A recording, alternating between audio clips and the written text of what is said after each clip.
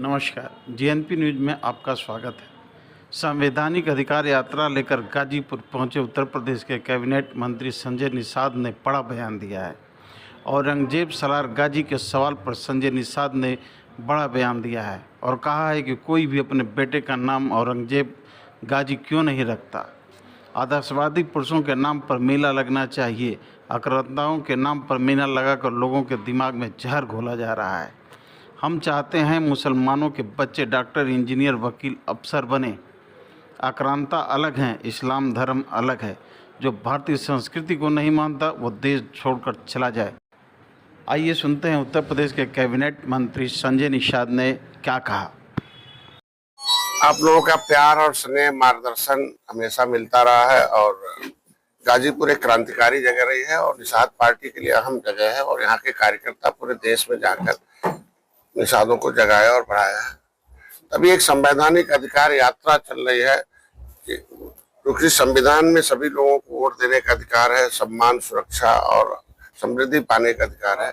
संविधान में कमजोर वर्गों को विशेष अवसर प्रदान करने का अधिकार है और विशेष अवसर उन्हें मिला था जो अंग्रेजों मुगलों से लड़े थे। अंग्रेजों मुगलों ने उन्हें को मौत के घाट उतारे, भगवान राम को पार उतारे हैं। तो कानून बनाकर अंग्रेजों ने उजाड़ा था कि ये जातियां क्रिमिनल कास्ट हैं और ऐसे क्रिमिनल कास्ट को 74 प्रकार की व्यवस्था दी जाए। लेकिन रिजर्वेशन में आया कि लेदरमैन, वाशरमैन, फिशरमैन को अनुसूचित जाति की सूची में सूचीबद्ध कर दिया जाए और ऐसी जातियों के बच्चों को सरकारी पैसे से पढ़ाकर सरकारी नौकरी दी जाए और इनकी बहन बेटियों की इज्जत और इनकी जमीन जायदाद और पढ़ाई लिखाई सरकार व्यवस्था करेगी।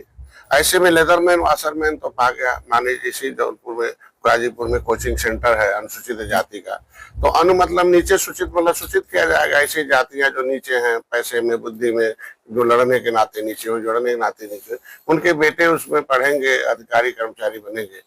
तो बड़े लोग तो अपना सहयोग कर रहे हैं, भाई ठीक है, इनको भी अवसर मिलना चाहिए। 23% का रिजर्वेशन हो गया कि सरकार के पैसे से मतलब इनको व्यवस्था दी जाए। लेकिन एक विशेष वर्ग के लोगों को आज के दिन में सामाजिक न्याय समिति का रिपोर्ट कहती है कि जो भी 80 का है वो एक लेदरमैन है, ओबीसी का हमारा वह है।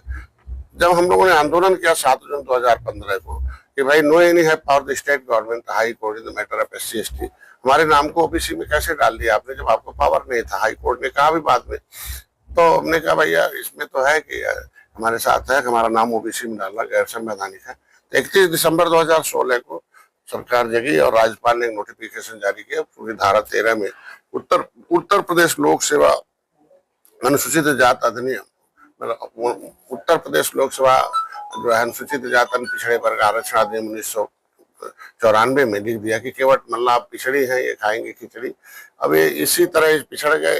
जो इनको जो दिल्ली की संविधान में सुरक्षा थी, जो अनुसूचित जाति अधिनियम से सुरक्षित थे और सब कुछ इनके व्यवस्था था, उसको ओबीसी में डालकर इन लोगों ने लूट लिया।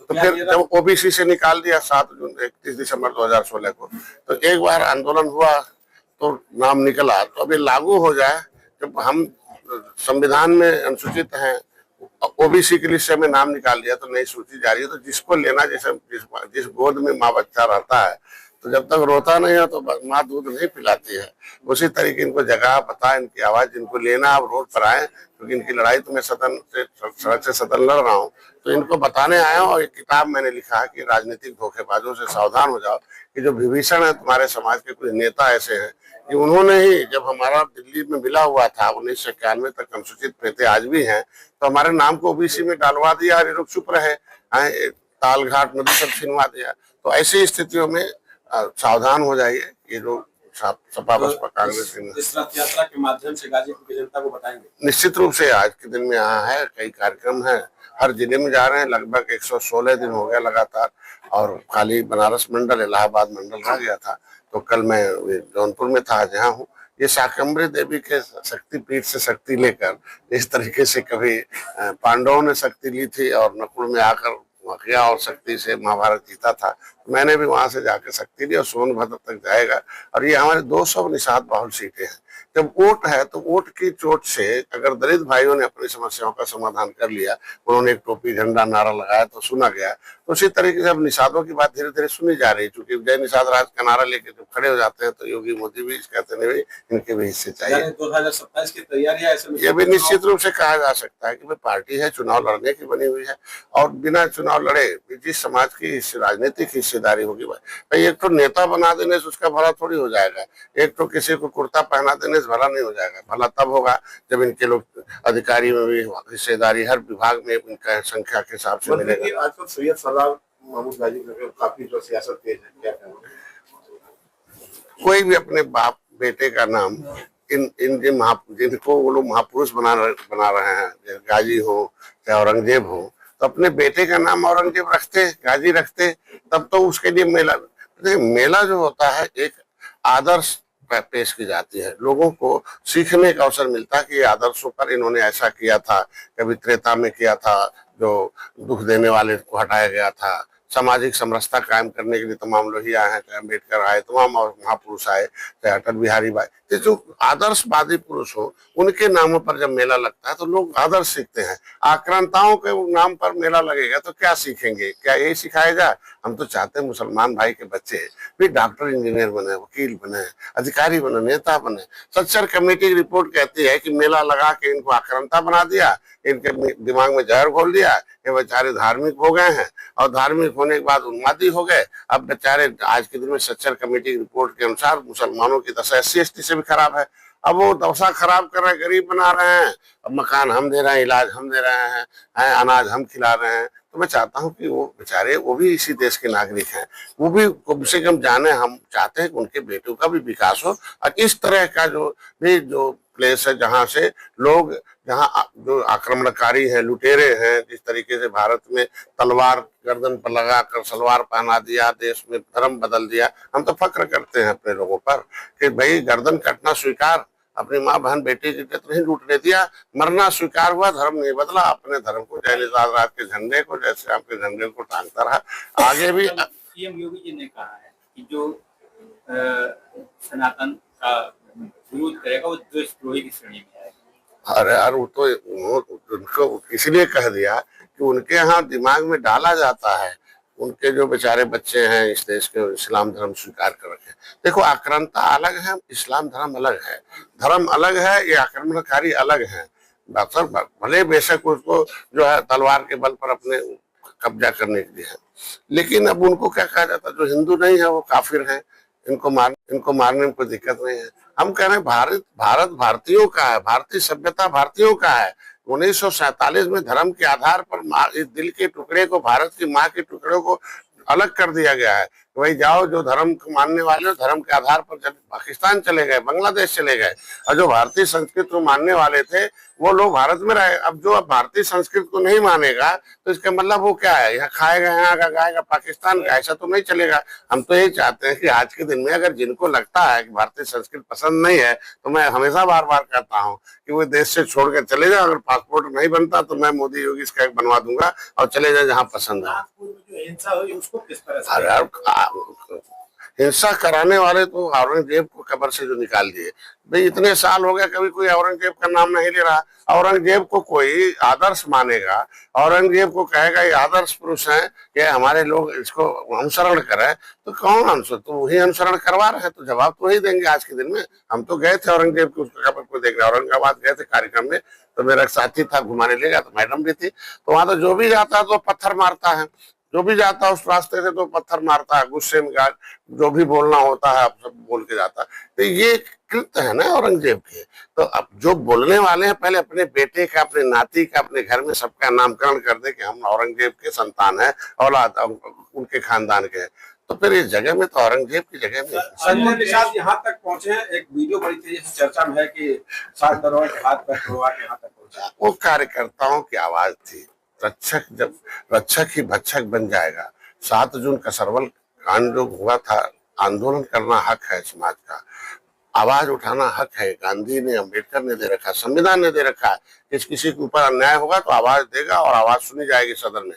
रेल केंद्र का होता है और केंद्र सरकार आती, CRPF गोली चलाती, वो मारती डंडे, तो सीधे आंसू गैस भी तो छोड़ सकते थे, डंडे भी तो मार सकते थे। 60 गाड़ियों का क्या दोष था, फूंक दिया है, गोली चला के मार, धड़ धड़ धड़ 6 घंटे गोली चलती रही। तो आक्रमणकारी अगर किसी के ऊपर आक्रमण करे, आप रक्षक भक्षक बनेगा तो आत्मरक्षा में करेगा। महिलाओं का वो, हमारी महिला भी इनका है। तो मैंने कहा ये हमारी बिरादरी, हमारे पार्टी के लोग यहाँ जो है इस तरह का काम किया, जिसने जो है कानून को हाथ में लिया, जिसने रक्षक भक्षक किया वो है। तो आज यहाँ भी फर्जी केस में ना जो लड़के नहीं हैं, जो व्यक्ति उस केस में नहीं है, वो शहर में है, तो ये भी गांव भर कह रहा है, उसको भी उठा के मार रहे हो, बंद कर रहे हो। अब मान लो हाई स्कूल इंटर में लड़का पढ़ रहा है, उसे फर्जी केस में बांध दोगे, 20 साल बाद उसका जो है मुकदमा से ट्रायल होगा, तब तक जिंदगी खत्म हो गए। तो 50% तो लोगों को फर्जी केस में फंसाया जा रहा है ना। दोस्त तो मुक्त हो ही रहे हैं ना।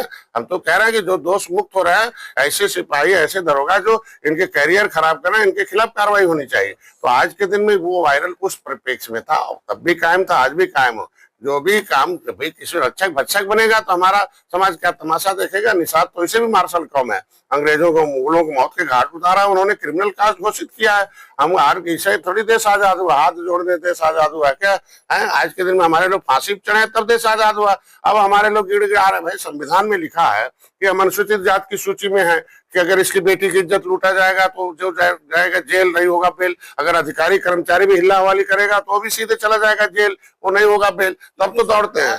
आपकी सरकार में अधिकारियों की मनमानी, कुछ ऐसे अधिकारी, कुछ ज्यादा अधिकारी ठीक है, अगर ठीक नहीं होते तो उत्तर प्रदेश सर्वोत्तम करते कैसे अर्थव्यवस्था कैसे होता है। लेकिन दो चार ऐसे अधिकारी हैं जो अंतर से उनको हाथी साइकिल पंजा की आत्मा निवास करती है।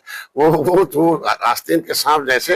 अब बाहर से कमल है, जब मौका पाते डसते हैं कि निषाद नाराज हो जाए, प्रजापति नाराज हो, तेली बढ़े बाहर। कार्रवाई हुई है सर अखिलेश यादव देखो, मेरी सरकार में एजेंसियों को छूट दी गई है कि जो इस तरह का कृत करता है उसके खिलाफ कार्रवाई हो। वो पहले एक सरकार में संरक्षण था, हमारी सरकार में सजा है। तो जब मैंने योगी जी को धन्यवाद दूंगा, कैसे जब भी संज्ञान में उनके आता है तुरंत कार्रवाई। अखिलेश यादव ने कल ट्वीट किया है कि ये केवल दिखावा है, इसका अंतिम छोर कहीं और है। उन्हीं के समय के सब ये लोग जितना अधिकारी भर्ती है ना, लगभग ये जो कृत्य कर रहे हैं उन्हीं के समय है। और कैसे भर्तियां होती थी सब आपको पता है, किस तरीके से शिक्षा चल रहा था सबको पता है। अब तो हम कड़े कानून लगा दिए ना, इसमें जो भी शिक्षा माफिया होगा, नकल माफिया होगा, ये सब उन्हीं के लोगों के समय की भर्तियां हैं। उस समय जो है इन लोगों के समय कितने दंगे फसाद होते थे। अरे अब कैराना प्लान देख लीजिए, मुजफ्फरनगर दंगा देख लीजिए, इन्हीं लोगों को भैया आप भी मत जाओ, कुछ और कट जाने दो। बताए तो मुसलमान को सोचना है ना कि किसके साथ। कल निषाद जी का एक वीडियो आया है कि राष्ट्रगान में वो इधर उधर टहल गए, उस पर तेजस्वी यादव ने कहा है कि वो जो है वो आपा खो गए थे। अब देखो किसी के व्यक्ति के पर्सनल किन परिस्थितियों में वो क्या मूवमेंट क्या करता है उसकी विचार से। अभी तो मैं 1-2 तारीख को राष्ट्रीय अधिवेशन है निषाद पार्टी का श्रृंगेरपुर धाम पर, पूरे देश के लोग आ रहे हैं। उसमें प्रस्ताव पारित होगा कि बिहार की भी दशा बहुत खराब है। हम राष्ट्रीय नेशनल, मैं पॉलिटिकल गॉडफादर ऑफ फिशरमैन अगर 14 देशों के लोगों ने हमें मिलकर दिया है तो हमारी जिम्मेदारी बनती है कि पूरे देश के हर राज्यों में फिशरमैन कम्युनिटीज को हम चार्ज करूं, उन्हें सही बात बताऊं। और उनके साथ और जुड़े जातियां हैं जिनके पास वो शोषित, वंचित हैं, उपेक्षित हैं, जिनको संविधान में हक हिस्सा नहीं मिला है। भाई हम लोगों ने इस शोषितों को जगाया, तब तो 10% जो है शोषित थे, भाई वंचित थे। अपर कास्ट में भी तो 10% गरीब थे, उनको भी तो ये मुक्ति दे। महिलाएं कितनी उपेक्षित थी, उनको 33% दे दिया। तो जब ये जागेंगे, निषाद, मछुआरे, जो भी केवट मल्ला बिंद है, प्रजापति, धीवर है, रैकवार बाथम है, राजभर है, ये सारी जातियां जो संविधान में अधिसूचित हैं, इनको ओबीसी में डाल दिया जो धोखे से, इनका हिस्सा लूटने के लिए, इन्हें बर्बाद करने के लिए। ये सारी जातियों को अनुसूचित जाति की अधिसूचना के अनुसार इन्हें मिलना चाहिए। और ओबीसी की अधिसूचना में अगर परिवर्तन कर दिया, अधिसूचना रिपेयर कर दिया, फिर से संशोधित कर दिया कि 9%, ये जब केवट मल्ला, कश्यप, कहार, धीवर, प्रजापति, भर, राजभर ये नहीं पिछड़ी है, अब नहीं खिचड़ी खाएंगे, तो हमारा 9% ओबीसी में से कट जाए तो नेशनल मामला है ना। 27% आरक्षण 27 में मैं जितने 200 निषाद बाहुल सीटें हैं उसको मैंने लगभग हर विधानसभा में जा चुका हूँ। अब ये 2 मंडलों में जा रहा हूँ और वो 200 विधानसभा में 50,000 से 1 लाख वोट है। अब जिसका झुआ भर वोट है वो समाज पौआ पी ले, पौआ पिला। हमको इनको ये बेईमान लोग दारू खाना, पैसा ले लो, जाओ दारू खाना, पूड़ी खाना, मुर्गा खाना, मछली खाना, और अपने कब्जा कर रहे हैं इनके हिस्से के खजाने पर। तो इनको बताता हूँ चमार भाइयों से सीखो कि उनके दिमाग में पहले क्या था, हम साफ करेंगे पाखाना, उनके खोपड़ी में झोपड़ी था। और दिखा दिया कांसी राम ने, अरे यार 23% तुम्हारा रिजर्व है खजाना, चलो उधर पढ़ो लिखो और आगे बढ़ो। तो ये उसमें जब 23% रिजर्वेशन मेरा नाम है तो ये कहीं जाएंगे दारू खाना, मुर्गा खाना। ये भी कह रहे हैं साहब हमारे खजाने में 23%। यहाँ के मछुआरा समाज की गांव शिकायत है कि जो सरकारी नाव उपलब्ध कराई जा रही है उसकी क्वालिटी अच्छी नहीं और योजनाओं मैंने उनके खिलाफ लिख दिया और पैनल के खिलाफ मैंने उसको बैन लगा दिया और उनके खिलाफ कार्रवाई के लिए जांच का प्रमुख सचिव का आदेश कर दिया। और अब नए तरीके से मैंने कह दिया कि FRBM की नाव चले, जिससे कि मानक के हिसाब से स्टैंडर्ड मेंटेन हो जाए। क्योंकि वो शासनादेश पहले था तो उसमें था कि भाई नाव कहीं खरीद लेंगे, तो उसमें था कि जिसको उस तरीके का फिर हमने चेंज करा दिया। और ऐसे जितने डिफॉल्टर उनके खिलाफ कार्रवाई के लिए कितने सीटों पे चुनाव लड़ेंगे और गठबंधन पहले तो हम तो बिना जीत के ही आज MLC मंत्री हैं, तो जीत जरूरी है। मैंने जीत दिया मोदी जी को, हमने 15 सीटें ली, उसमें 11 हारी हुई ली, 9 उसमें से जीता। तो हम जीत देते उसके बदले इनाम मिलता। तो अभी हमें 200 सीटों पर बीजेपी को जीत दूंगा पूरे प्रदेश में, तो सीट तो निश्चित रूप से देगी। जो हारी हुई हमें दे दें, जो निषाद बाउल है हम उसको जीत बदलते हैं, फिर से सरकार बनेगी। और बदले में इनको कुछ नहीं चाहिए, वही जो इनका संविधान में मिला हुआ हक है वो दे देंगे और मोदी देंगे, और कोई देने वाला नहीं, सब लूटने वाले। इनके खिलाफ मुकदमा लिखा रखा। पीडीए के बल पर आपकी मुख्य विपक्षी दल चुनाव लड़ने जा रही है 2027 और दावा कर रही है कि सरकार बनाएगी। आप पीडीए में आते हैं कि नहीं? अरे यार झूठ, हम तो पीडीए से निकाल दिए गए हैं ना। हमें तो राज्यपाल ने, इन्होंने इनके संस्कृति पे, इनके प्रस्ताव पर राज्यपाल ने निकाला कि केवट मल्लाब नहीं है, पिछड़ी नहीं खाएंगे खिचड़ी। जब इन्होंने हमें ओबीसी से निकलवा दिया तो क्यों फिर गिनते हैं? इसके मतलब हमें साथ धोखा है ना। हमें कहाँ गिनेंगे पीडीए में भाई, हमें पिछड़े में क्यों गिनेंगे? हमें अनुसूची में 9%, ओबीसी में। ईमानदारी से समाजवादी पार्टी को चाहिए कि अगर ईमानदारी से कहती है कि हम सबका हिस्सा दिलाना चाहते, तो जब आपने हमें ओबीसी से निकलवा दिया तो 27% ओबीसी के कोटे में से 9% मेरा कटवा के 80 में जुड़वा दीजिए। तो इधर लेदरमैन वाशरमैन विरोध नहीं करेगा, उधर आपका हिस्सा बनता नहीं है, क्योंकि संविधान में संशोधन हो गया। और पीडीए का मतलब होता पीड़ित, दुखी और अपमानित। ये तीनों सपा, बसपा, कांग्रेस से जो पीड़ित थे, अपमानित थे, दुखी थे, वो सब ये मोदी के पास है, एनडीए में है। ये जान लीजिए, इन्होंने सबके साथ धोखा किया। सामाजिक न्याय समिति की रिपोर्ट के अनुसार ये जब गद्दी जाते हैं तो खाली एक के दिखाई देते हैं। बात समझ गए ना? वो भी 1,000 परिवार। अभी गांव का यादव ऐसे बेचारा परेशान है, वो 1,000 परिवार पूरे आरक्षण का लाभ लेते प्रदेश भर में, चाहे वो SC का लाभ हो चाहे ओबीसी का हो। खाली 1,000 यादव है भैया, उन्हें घर में सब दरोगा, पुलिस, सब अधिकारी कर्मचारी रहेंगे। देखो एक घर में 20-20 ठो है, बाकी बेचारे क्या भी देखो चरवाहे पैदा होंगे, कलम चलाने वाले वहां भी चाहते हैं। बैठे हैं कि चुनाव से 3 महीना पहले काट की गाड़ी 3 महीने पहले क्या उधर चले जाएंगे हमें? अरे यार देखो, मैं गया था, ऐसा नहीं है। ये लोग खत्म हो गए थे 2017 में, खत्म हो गए थे। हाथी साइकिल पंजाब उत्तर प्रदेश से, एक तो हाथी और पंजाब साफ थी, साइकिल हाफ थे, और भाजपा 2019 हमारे साथ थे। तो इन लोगों ने वो जो है ना, ये आपस में जो सपा बसपा को एक किया था जब गोरखपुर में 2018 में, ये आप देख लो एक दूसरे के कितने जाने दुश्मन है। ये क्या मतलब होता? अगर आप ईमानदारी से तो अम्बेडकर वादियों के जितने मिशन है उसको क्यों नष्ट करते हैं? वो आते हैं तो इनके करते, तो ये नहीं है। आज के दिन में देखो, जो हमारे सामाजिक मुद्दे हैं वो केवल मोदी योगी हल कर सकते हैं, इसलिए हम लोग यहाँ। मंत्री जी, अभी बरेली के मौलाना का ये बयान है कि छावा फिल्म की वजह से नागपुर में जो है दंगा हुआ है। अरे यार, मौलाना जी के मुंह से और क्या सुन सकते हैं? विकास सुन सकते हैं क्या? देश की अर्थव्यवस्था सुन सकते हैं क्या? इकोनॉमिक पॉलिसी सुन सकते हैं क्या? वो तो खाली उनका काम ही है, जालीदार टोपी लगाकर जाल में फंसाओ मुसलमान भाइयों को, बनाओ अंधा, उठवाओ हाथी साइकिल पंजा का झंडा, अब पीठ पर बजाओ मुसलमानों को डंडा, बनाते रहो अंधा, और इनके हिस्से की लूट कर चलाते रहो धंधा। मुसलमान भाई तो ही है ना, इसीलिए सच्चर कमेटी की रिपोर्ट कहती है ना, इसका जवाब तो मौलाना को देना चाहिए कि मुसलमान कैसे गरीब हो गए। एक थोक भाव में कांग्रेस वोट दे रहे हैं, थोक भाव में सपा बसपा वोट दे रहे हैं, गरीबी बढ़ाने के लिए। आज पहली बार है मोदी योगी की सरकार में देश में गरीबी घटी है। हम नहीं कहते, इंटरनेशनल जो सर्वे रिपोर्ट है 70 पंचवर्षीय योजना, दूसरी पंचवर्षीय, तीसरी हमेशा गरीबी बढ़ रहा था 70 साल से। पहली बार है जो नेशनल रिपोर्ट के अंदर गरीबी घटी है। इसमें धन्यवाद देना चाहिए मोदी योगी। केंद्र में आपकी सरकार है, क्यों नहीं ये जो हक मांग रहे हैं